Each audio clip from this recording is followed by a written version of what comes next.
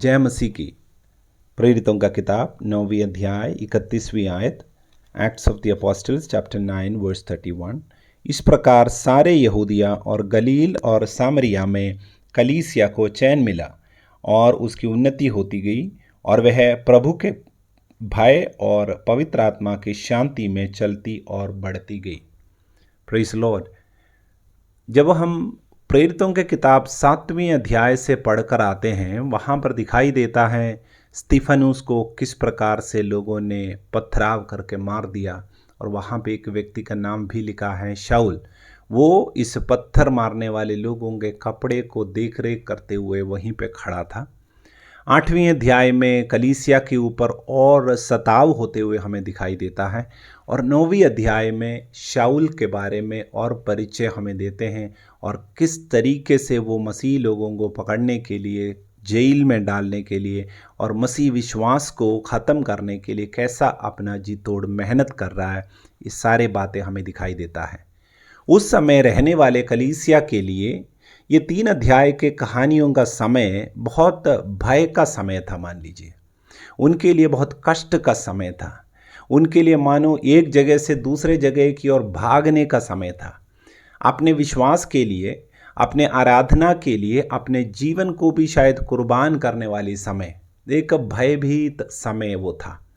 लेकिन इस भयभीत करने वाले इस अनुभव का जो पॉइंट है, उसका जो मेन बिंदु है जिसकी ओर चारों चीज़ें घूम रहा था, वो थे शाऊल नाम का व्यक्ति।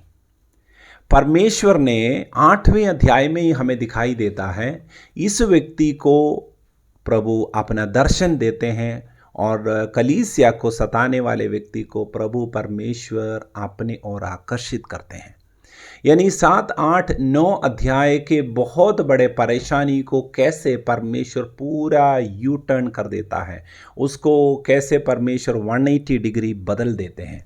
और उसके बाद 9वीं अध्याय 31वीं आयत हमने पढ़ा कि उस समय इस प्रकार सारे यहूदिया और पूरे इलाके में कलीसिया को चैन मिला। इस प्रकार, वो शब्द को ध्यान दीजिएगा। शाऊल जब कलीसिया को सताते हुए उठ रहे थे, परमेश्वर ने एक अचंभे कार्य उसके जीवन में किया। इस प्रकार परमेश्वर ने कलीसिया को चैन दिया। जब आप और मैं अपने परेशानियों से होकर गुजर रहे होते हैं, हमें लगता नहीं है कि इसमें से कोई आज़ादी मिल सकता है, इसमें से कोई राहत मिल सकता है। हम प्रार्थना करते हैं और काफ़ी बार डिसअपॉइंट हो जाते हैं। हम अपने जीवन को कुर्बान करने के लिए भी काफ़ी बार तैयार हो जाते हैं। लेकिन परमेश्वर का वचन हमें सिखाता है, परमेश्वर हमारे दुआओं को सुनने वाला प्रभु है। हमारे परेशानियों के लिए प्रभु अपना मुंह नहीं मोड़ता, परमेश्वर अपने कान को बंद नहीं करता। वो हमारे बचाव के लिए, उद्धार के लिए ज़रूर अद्भुत कार्यों को करते हैं। शाऊल को देखिए, वो उनके रिलीजियस बातों में बिल्कुल टॉप लेवल के बंदे थे और उसको उसके ऊपर पॉलिटिकल पावर भी मिला हुआ था और कलीसिया उसके सामने मानुषिक तरीके में बिल्कुल नाक के बराबर, बिल्कुल कुछ नहीं था। लेकिन परमेश्वर ने उसके अंदर एक यूनिक बात करते हैं। परमेश्वर जो व्यक्ति कलीसिया को सता रहे थे, उसी को ही परमेश्वर अपना प्रचारक बना दिया। और फिर लिखा है इसमें, कलीसिया को चैन मिला और उसकी उन्नति होती गई। Praise Lord. मैं आपको कहना चाहता हूँ, आप अगर अपने जीवन में ऐसे एक सीज़न से होकर गुजर रहे थे जहाँ पर आपको चैन नहीं था, कष्ट था, परेशानियाँ था, लेकिन मैं विश्वास करता हूँ परमेश्वर आपके जीवन में बहुत बड़ा एक यू टर्न लेके आएंगे। परमेश्वर आपके जीवन में बड़ा बदलाव लेके आएंगे। मैं ये नहीं कह रहा हूँ कि आज ही होंगे, बल्कि मैं कहना चाहता हूँ आज आप परेशानी से होकर गुजर रहे हैं तो इसके आगे आप उस उम्मीद को देखिए, तुम्हारा परमेश्वर वायदे को पूरा करने वाला परमेश्वर है, अपने लोगों को प्यार करने वाला परमेश्वर है। भजन संहिता में 91 में इस प्रकार लिखा है, क्योंकि उसने मुझे स्नेह किया मैं उसे छुड़ाऊंगा। Because he loved me I will rescue him. आप परमेश्वर से प्यार करने वाले व्यक्ति, परमेश्वर आपको ज़रूर छुड़ाएगा, परमेश्वर आपको आपके परिस्थितियों से बाहर लेके आएगा। इधर फिर फर्दर इस वचन में लिखा हुआ है, कलीसिया की उन्नति होती होती गई और वह प्रभु के भय और पवित्र आत्मा के शांति में चलती और बढ़ती गई। वे परमेश्वर के भय में और पवित्र आत्मा के शांति में, यानी परमेश्वर के साथ चलने वाला एक कलीसिया। मैं आपको कहना चाहता हूँ, परमेश्वर सिर्फ आपको छुटकारा देने में ही इंटरेस्टेड नहीं है, बल्कि इसमें भी इंटरेस्टेड है कि आप परमेश्वर में मजबूत होते जाएं, आप परमेश्वर के शांति में मजबूत होते जाएं, आप प्रभु के भय में मजबूत होते जाएं। मैं आपको कहना चाहता हूं, आपके जीवन का परिस्थिति आज जो भी है, आपका एक उद्धारकर्ता जीवित है। वो आपके जीवन के अंदर उठने वाला, उसके विरोध में उठने वाले सबसे बड़े तूफान को, सबसे बड़ा दुश्मन को भी परमेश्वर उनके दिल को भी बदल सकता है, आपके परिस्थितियों को बदल सकता है। जिन बातों के बारे में आप असंभव सोच रहे थे, परमेश्वर उसको संभव कर सकता है। जो लोग आपका सबसे बड़ा दुश्मन थे, वे आपके लिए दोस्त बन सकता है, आपके पक्ष में वे हो सकता है। वचन में बहुत साफ लिखा है, तुम उनके पक्ष में नहीं,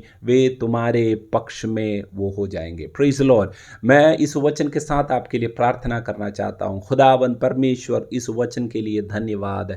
जैसे पौलुस अपने जीवन के पूर्व समय में कलीसिया को सताते थे और उस समय के कलीसिया के लिए बहुत बड़ा परेशानी का कारण बना था, लेकिन प्रभु जी आपने यूं ही प्रभु जी बहुत आसानी से उसके हृदय को बदला और उसको कलीसिया के प्रचारक बना दिया, यीशु के प्रचारक बना दिया। प्रभु जी कितने आसानी से आपने तब के कलीसिया के लिए माहौल को बदल दिया। प्रभु, हमारा विश्वास है प्रभु, या आज आपके उपस्थिति में मेरे इस शब्द को सुनने वाले इस व्यक्ति के जीवन में, चाहे उनका मौसम कितने भी खराब हो, उनके जीवन के परेशानियां कितने भी बड़ा हो, उनके जीवन में बीमारी हो सकता है, नौकरी का प्रॉब्लम हो सकता है, बिजनेस का प्रॉब्लम हो सकता है, रिलेशनशिप्स में इश्यूज हो सकता है, लेकिन परमेश्वर हम धन्यवाद करते हैं, वो सारे सिचुएशंस बदल जाएंगे। परमेश्वर नया कार्य करेगा, परमेश्वर उनको छुटकारा देगा। आज उम्मीद का दिन है, परमेश्वर का छुटकारे का दिन है। जैसे इधर वचन में लिखा है, कलीसिया को चैन आया। प्रभु जी धन्यवाद करता हूं, मेरे आवाज को सुनने वाले व्यक्ति को चैन मिलेगा।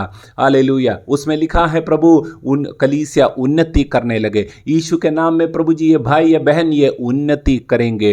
प्रभु जी वचन में लिखा है, वे पवित्र आत्मा के आनंद में और परमेश्वर के भय में बढ़ते गए। मेरे ये भाई या बहन प्रभु जी यीशु के नाम में वे प्रभु यीशु मसीह में बढ़ते जाएंगे। यीशु के नाम में मैं इनको आशीष करता हूं। हमारे बोझ को पूर्ण रूप से प्रभु के हाथों में दे देता हूं। हमारा जिंदा परमेश्वर आज भी हमारे लिए जीवित, इसलिए धन्यवाद। हर एक बातों को आपके हाथों में सौंपते हैं, यीशु मसीह नासरी के नाम में, आमीन।